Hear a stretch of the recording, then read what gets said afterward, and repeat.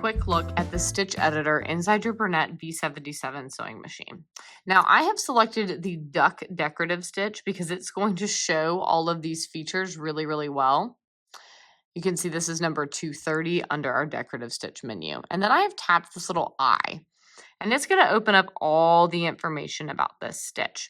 Now, these are our mirror image buttons, so note that I can change which direction the duck is going. I can also make the duck face the other direction. All right, so different mirror images. I can set it to stitch the duck a fixed number of times, and then it will stop, right? So if I just wanted one duck, I could say stitch a duck, and then the machine will stop. The stay stitch was activated there at the end of the duck. So you can see it pops up with this little knot indicator here, and this lovely button is yellow bordered. I can turn that off by clicking it and removing that from both places, okay?